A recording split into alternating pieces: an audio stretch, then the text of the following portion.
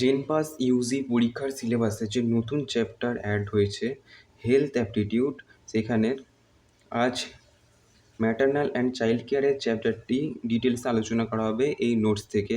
এইখানে এই নোটসটি জেনপাসের পরীক্ষার কথা মাথায় রেখে এই সাবজেক্টটি অর্থাৎ হেলথ অ্যাপটিটিউড এই সাবজেক্টটি ওর এই চ্যাপ্টারটি ডিটেলসে গভীরে গিয়ে এবং সংক্ষিপ্তভাবে জেনপাসের নিড অনুযায়ী আলোচনা করা হয়েছে। তো এই ভিডিওটা পুরোটা দেখতে ভুলবেন না। তো কিছু না দেরি করে আমি তাড়াতাড়ি ভিডিওটা শুরু করছি।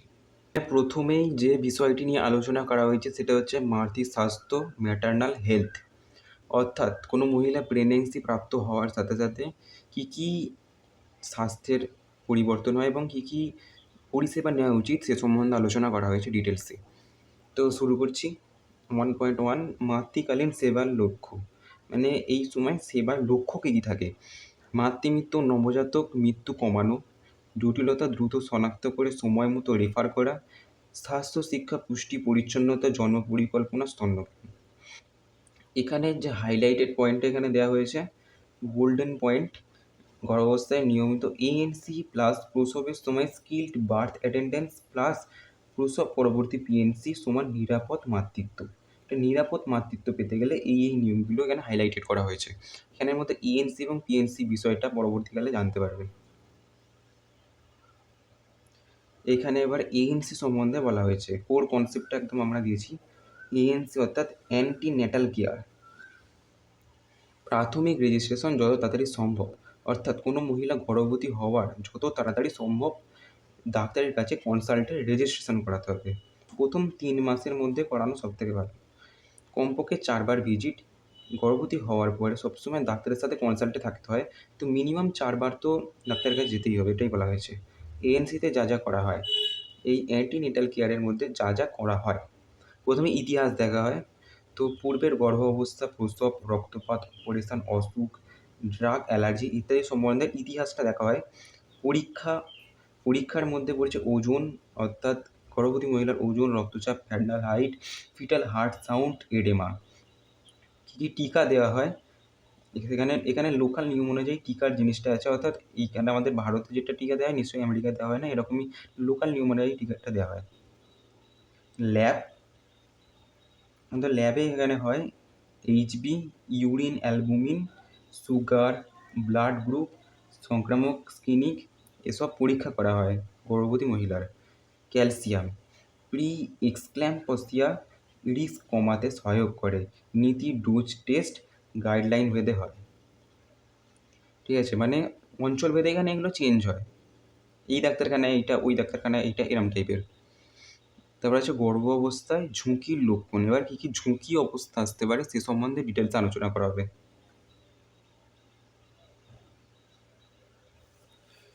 এখানে প্রথমেই হাইলাইটেড করে দেওয়া হয়েছে, নিচের কোনটি থাকলে জরুরি হাসপাতালে, যে কোনো একটি থাকলে এখানের মধ্যেই জরুরি হাসপাতালে রেফার করা উচিত পেশেন্টকে।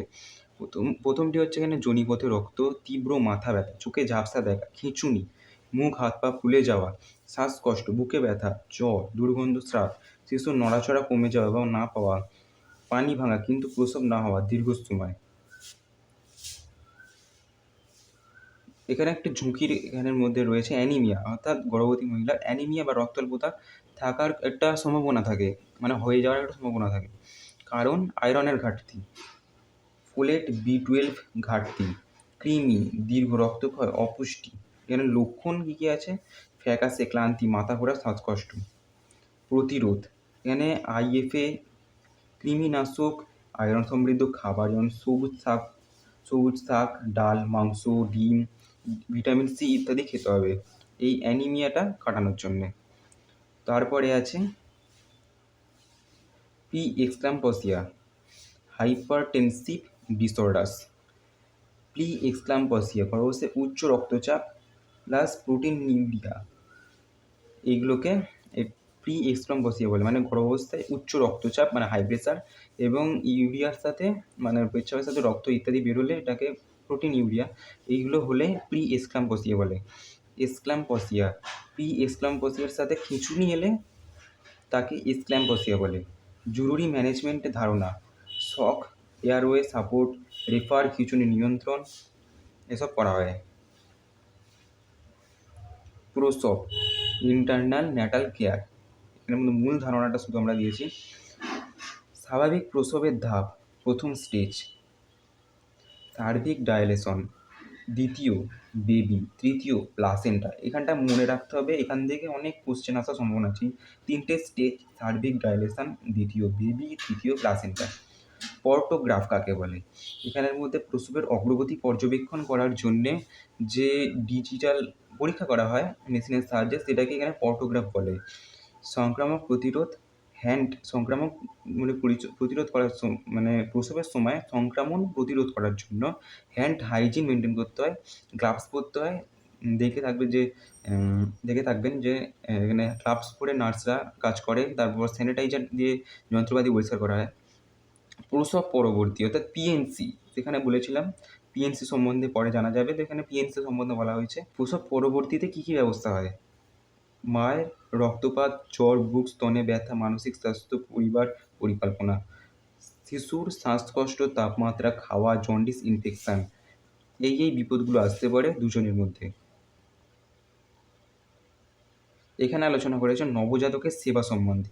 জন্মের 1 ঘন্টাকে বলা হয় গোল্ডেন আওয়ার, এটাকে ভালো করে মনে রাখতে হবে, এখান থেকে অনেক প্রশ্ন আসার সম্ভাবনা আছে। তৎক্ষণাৎ শুকনো উষ্ণ রাখা, স্কিন টু স্কিন, 1 ঘন্টার মধ্যে বুকের দুধ, দেরি না করে ঝুঁকি চিহ্ন করা। গোল্ডেন আওয়ারে এই যে ব্যবস্থাপনাগুলো নেওয়া হবে সেটা এখানে হাইলাইটেড করা হয়েছে। উষ্ণতা রাখতে হবে, অর্থাৎ যে বেবিটা হবে সেটাকে উষ্ণ রাখতে হবে, ঠান্ডা লাগতে দেওয়া চলবে না। শ্বাস ঠিকঠাক আছে কিনা দেখতে হবে, বুকের দুধ খাওয়াতে হবে এবং সংক্রামক প্রতিরোধ করতে হবে। এখানে নবজাতকের স্বাভাবিক শরীরবৃত্তীয় বিষয়, স্বাভাবিক শরীরবৃত্তীয় যে বিষয় বেবির মধ্যে দেখা যাবে সেগুলো সম্বন্ধে আলোচনা করা হয়েছে।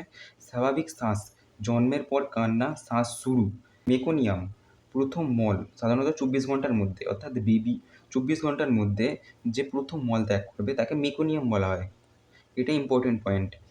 নাভি পরিচর্যা, শুকনো এবং নাভি পরিচর্যা অর্থাৎ বেবিটা যে বার করা হয়েছে মায়ের নাভি থেকে, শিশুর নাভিটা যে কাটা হয় সেটাকে পরিষ্কার শুকনো রাখতে হবে। নবজাতকের বিপজ্জনক লক্ষণ, অর্থাৎ নিউ বর্ন বেবির কী কী বিপজ্জনক লক্ষণ দেখা দিতে পারে এখানে আলোচনা করা হয়েছে। শ্বাসকষ্ট, খেতে না পারা, অস্বাভাবিক তন্দ্রাচ্ছন্নতা, খিঁচুনি, জ্বর বেশি, শরীর ঠান্ডা, নীলাভ রঙকে এখানে সায়ানোসিস বলা হয়, এটাকে মনে রাখতে হবে। জন্ডিস, এখানে জন্ডিস হওয়ার প্রবণতা থাকে, তাই জন্য এটা খেয়াল রাখতে হবে। এই পয়েন্টটা ভালো করে পড়া উচিত। কেএমসি, এখানে কেএমসি কি বলা হচ্ছে? কাংগ্রো মাদার কেয়ার। লক্ষ্য, এখানে এই কেএমসির লক্ষ্যটা কি? কম ওজন, প্রি টার্ম শিশুর উষ্ণতা, বুকের দুধ, বন্ডিং উন্নত করা। মূল উপাদান, ত্বক থেকে ত্বক অর্থাৎ স্কিন টু স্কিন কেয়ার যে বলা হয়েছিল সেটা। এক্সক্লুসিভ ব্রেস্ট ফিডিং অর্থাৎ বুকের দুধ খাওয়াতে হবে এবং ফলো করতে হবে, অর্থাৎ নজরে রাখতে হবে যে তাদের কিছু পরিবর্তন হচ্ছে কিনা বা শরীর খারাপ করছে কিনা, হলে তাড়াতাড়ি ডাক্তারের কাছে সংযোগ করতে হবে। শিশু পুষ্টি ও স্তন্যপান, এক্সক্লুসিভ ব্রেস্ট ফিডিং, প্রথম 6 মাস বুকের দুধ খাওয়াতে হবে। ওষুধ ওআরএস খাওয়ানো যেতে পারে শিশুর শরীর অনুযায়ী, ঠিক আছে। সুবিধা, সংক্রমণ কমে, পুষ্টি পূরণ, বৃদ্ধি, বিকাশ, মা ও শিশুর সম্পর্ক। এই এক্সক্লুসিভ ব্রেস্ট ফিডিংয়ের ফলে কী কী সুবিধা হয়? নানা রকম রোগের সংক্রমণ কমে। বায়োলজি বইয়ে পড়া হয়েছে যে আমাদের ব্রেস্ট ফিডিংয়ের সময় প্রথম ব্রেস্ট ফিডিংয়ের দূরে থাকে, তো সেই বইটার নাম তোমরা কমেন্টে জানিয়ে দেবে। কমপ্লিমেন্টারি ফিডিং, 6 মাস থেকে অতিরিক্ত খাবার শুরু, বুকের দুধ চালু, খাবারের গুণগত মান, এনার্জি ডেন্স, প্রোটিন, তেল, ঘি, ডিম, ডাল, সবজি, অর্থাৎ প্রথম 6 মাসের সাথে সাথে মানে দুধ খাওয়ানোর সাথে সাথে অতিরিক্ত যে খাবারগুলো খাওয়ানো উচিত তাদের এখানে বর্ণনা দেওয়া হয়েছে যে এনার্জি ডেন্স খাবার খাওয়াতে হবে, প্রোটিন সমৃদ্ধ হতে হবে, তেল, ঘি, ডিম, ডাল, সবজি। পরিচ্ছন্নতা, সবসময় পরিচ্ছন্নতাই একটা মূল লক্ষ্য, মানে নিউবর্নকে পরিচ্ছন্ন রাখতে হবে এবং হাত ধুতে হবে, কারণ নিউবর্ন তাতে রোগের আক্রমণের সম্ভাবনা খুব বেশি থাকে। অপুষ্টি ধারণা, স্টান্টিং, দীর্ঘমেয়াদী অপুষ্টির ফলে যেটা হয় স্টান্টিং। এই পয়েন্টগুলো খুবই গুরুত্বপূর্ণ। এই 3টে পয়েন্ট থেকে অনেক সময় প্রশ্ন আসার সম্ভাবনা থাকে। তো এখানে স্টান্টিং, এখানে দীর্ঘমেয়াদী অপুষ্টিকে স্টান্টিং বলে। ওয়েস্টিং, তীব্র অপুষ্টিকে ওয়েস্টিং বলে। এরকম কোশ্চেন আসবে যে স্টান্টিং কাকে বলে, দীর্ঘমেয়াদী অপুষ্টি, তীব্র অপুষ্টি, একদমই অপুষ্টি নয়, না আন্ডারওয়েট। এরকম অপশানের সাথে এই প্রশ্নগুলো অনেকবার আসতে দেখা গেছে, মানে এই চ্যাপ্টার থেকে যে কোশ্চেনগুলো আসে। ওয়েস্টিং তীব্র অপুষ্টি, আন্ডারওয়েটটা আরও তীব্র অপুষ্টি, এখানে লিখতে ভুল হয়ে গেছে। পরীক্ষা টিপস, স্টান্টিংয়ে দীর্ঘকালীন আর ওয়েস্টিংয়ে তীব্র সাম্প্রতিক।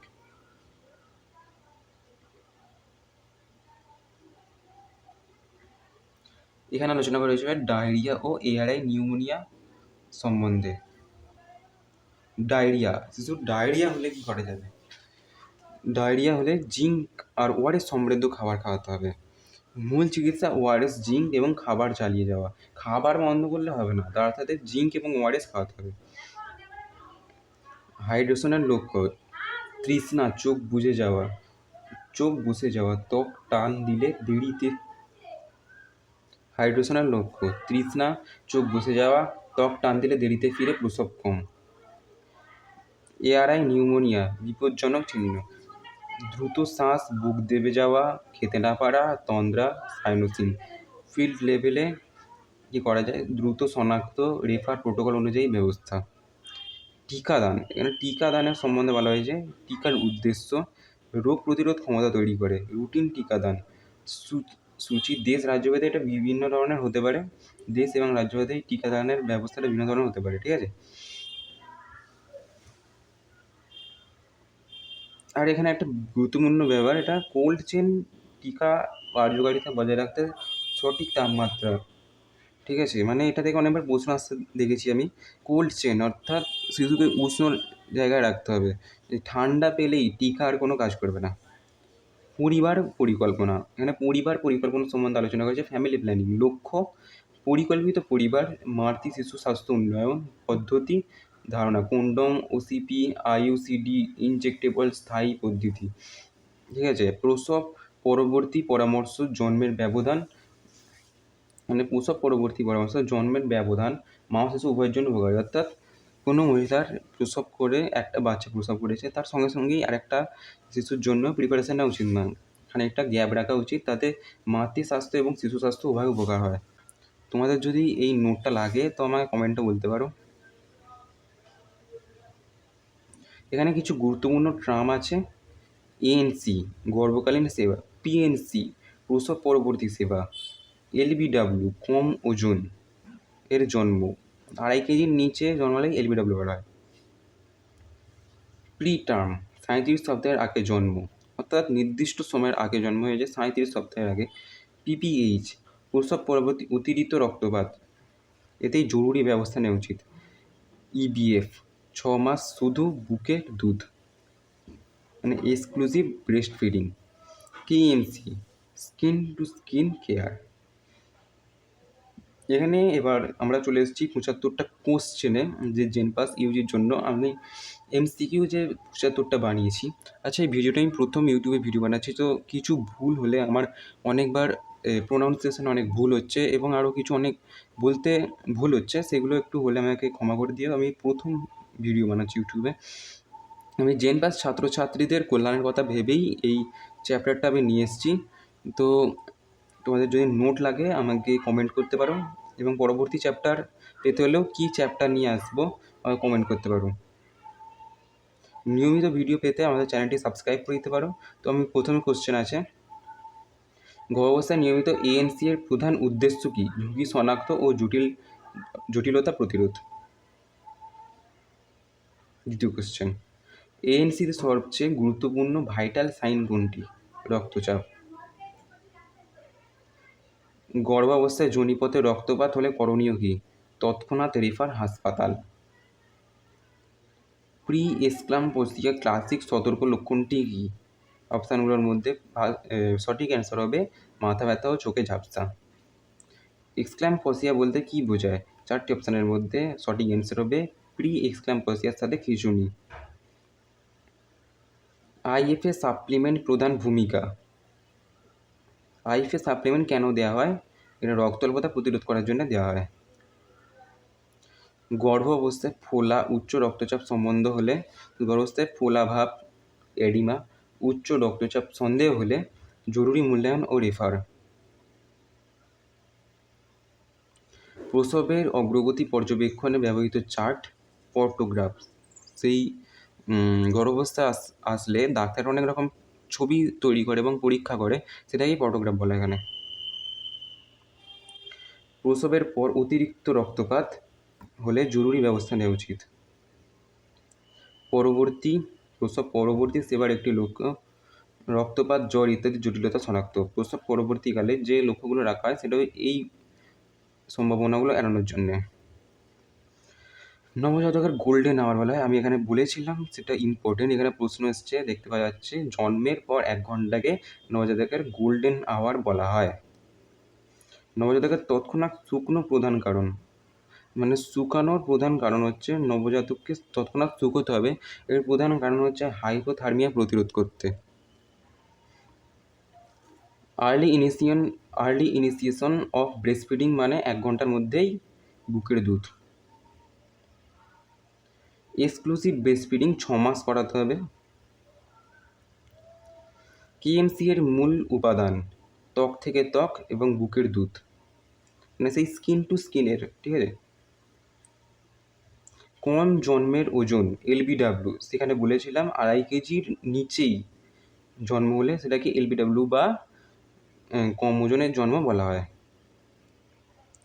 প্রিটার্ম শিশু বলতে কী বলা হয়? 37 সপ্তাহের আগে। যেখানে পয়েন্টগুলো ছিল, সেই স্পেশাল পয়েন্টগুলো আমি যেখানে মেনশন করেছিলাম, সেখানে এই দুটো কোশ্চেনেরই ব্যাপারটা ছিল, এই উত্তরগুলো মানে বিষয়টা ছিল। 37 সপ্তাহের আগে জন্ম হলে প্রিটার্ম শিশু বলে। নবজাতকের বিপদচিহ্ন নয় পর্যাপ্ত প্রসব, খেতে না পারা বিপদচিহ্ন, খিঁচুনিও বিপদচিহ্ন, পর্যাপ্ত প্রসব হলে বিপদচিহ্ন নয়, নীলাভ রঙও বিপদচিহ্ন। ডায়রিয়ার প্রথম সারির চিকিৎসা কী হওয়া উচিত? ওআরএস। ডায়রিয়ায় জিঙ্কের ভূমিকা কী থাকে? চুল বাড়া, ডায়রিয়ার সময় তীব্রতা কমাতে সহায়ক, কাশি বাড়ায়, মাথা বাড়ায়, ব্যথা বাড়ায়। ডায়রিয়ার সময় জিঙ্কের প্রধান ভূমিকা, যে ওখানে ছিল না ওআরএস, জিঙ্ক আর চিকিৎসার মধ্যে এখানে ছিল না, ওইটার মধ্যে জিঙ্কটা হবে ডায়রিয়ার সময়কালে তীব্রতা কমাতে সহায়ক। ডিহাইড্রেশনের একটি লক্ষ্য চোখ বসে যাওয়া। এখানে এইটা 20 পরে মানে 21-এর পরে 22-23 হওয়ার কথা, এখানটা একটু হয়ে গেছে, অপশানটা এখানে আসলে উঠে গেছে, তাই জন্য গড়বড়টা হয়েছে। নিউমোনিয়ার বিপদচিহ্ন স্বাভাবিক শ্বাস, বুক দেবে যাওয়া, ভালো যা খাওয়া, হাসি খুশি থাকা। নিউমোনিয়ার প্রধান বিপদচিহ্ন হচ্ছে বুক দেবে যাওয়া। কমপ্লিমেন্টারি ফিডিং কখন শুরু? 6 মাস, অর্থাৎ বাইরের খাবার। স্টান্টিং নির্দেশ করে দীর্ঘমেয়াদী অপুষ্টি। ওয়েস্টিং নির্দেশ করে তীব্র সাম্প্রতিক অপুষ্টি। সেট বি 26 থেকে 50। টিকাদানের মূল উদ্দেশ্য রোগ প্রতিরোধ ক্ষমতা তৈরি। কোল্ড চেন বজায় রাখার কারণ টিকার কার্যকারিতা বজায় রাখতে। আমি আসলে কোশ্চেনের উত্তরগুলো তাড়াতাড়ি বলে দিচ্ছি, কারণ এতে তোমাদের অনেকটা সময় বাঁচবে। এখন সময়ের দাম অনেক, পরীক্ষার মাত্র কিছুদিন বাকি। আমার তো সাজেশান থাকবে, এই নোটটা যত তাড়াতাড়ি সম্ভব আমার থেকে নিয়ে নাও, আমাকে কমেন্ট করবে নোটটা পেতে হলে। তো গর্ভাবস্থায় শিশু নড়াচড়া কমে গেলে মূল্যায়ন রেফার। এএনসিতে এডিমা দেখা গেলে হাইপারটেনসিভ ডিসঅর্ডার। গর্ভাবস্থায় কিছু নিয়ে হলে জরুরি চিকিৎসা ও রেফার। মা ও শিশুর জন্য জন্মের ব্যবধান উপকার, স্বাস্থ্য ঝুঁকি কমে। পরিবারে পরিকল্পনার একটি নীতি কন্ডোম। প্রসবের সময় স্কিল্ড বার্থ অ্যাটেন্ডেন্টসের ভূমিকা, নিরাপদ প্রসবের করানো, জটিলতা শনাক্ত। নবজাতকের উষ্ণতা বজায় রাখতে কার্যকর স্কিন টু স্কিন।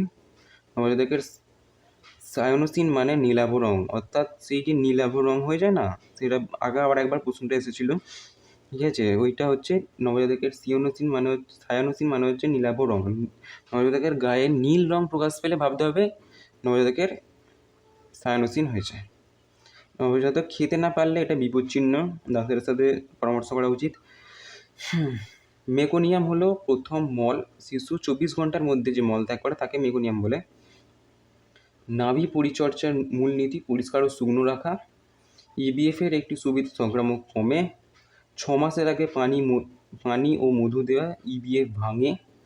কমপ্লিমেন্টারি ফিডিংয়ের গুরুত্বপূর্ণ এনার্জি ডেন্স খাবার সেই আলোচনা করা হয়েছিল, অর্থাৎ 6 মাসের পরে ব্রেস্ট ফিডিংয়ের পরে যে কমপ্লিমেন্ট খাবারটি বাইরের খাবার খাওয়াবে সেখানেও হাই পুষ্টি প্রোটিন এবং ভিটামিন সমৃদ্ধ খাবার খাওয়ানোর কথা বলা হয়েছিল। অবশ্যই নির্ণয়ে ওয়েস্টিং সম্পর্কিত WFH। ডায়রিয়া খাবার বন্ধ করা উচিত? ডায়রিয়া খাবার বন্ধ করা উচিত না, খাবার চালিয়ে যেতে হবে।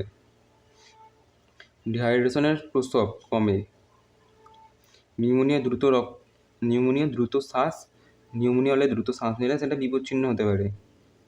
গর্ভাবস্থায় জ্বর, দুর্গন্ধ স্রাব, সংক্রামক সন্দেহ। এএনসিতে ওজন মাপার কারণ ঝুঁকি ও পুষ্টি মূল্যায়ন। পিএনসিতে মার জন্য পর্যবেক্ষণ, রক্তপাত। শিশুর জন্ডিস খুব তাড়াতাড়ি বেশি হলে মূল্যায়ন রেফার। স্বাস্থ্য শিক্ষার একটি বিষয় হলো পরিচ্ছন্নতা। সেট সি, এখানে বাকি বস্তু সম্বন্ধে আলোচনা করা হয়েছে। এখানে ভিডিওটা একটু বেশি লম্বা হয়ে যাচ্ছে, তো 51 থেকে 75 নম্বর কোশ্চেন পেতে হলে আমার থেকে নোটটা নিতে হবে। তো নেওয়ার জন্য কমেন্ট করো আমাকে তাড়াতাড়ি, এবং চ্যানেলটা সাবস্ক্রাইব করে দিও। এরকম হেলথ অ্যাপটিটিউড সম্বন্ধে আরও ভিডিও, অর্থাৎ সবকটা চ্যাপ্টারই আমার দেওয়ার ইচ্ছা আছে। প্রতিদিন না হলে একদিন ছাড়া ছাড়া আমি প্রত্যেকটা চ্যাপ্টার আপলোড করব। তো ভিডিও যদি কোন চ্যাপ্টারটা আনার বিষয় হয়, অর্থাৎ কোন চ্যাপ্টারের নেক্সট পরবর্তী ভিডিওটা আনবো সেটা সম্বন্ধে কমেন্টে জানিয়ে দিতে পারো। আর দেখা হচ্ছে পরের ভিডিওতে।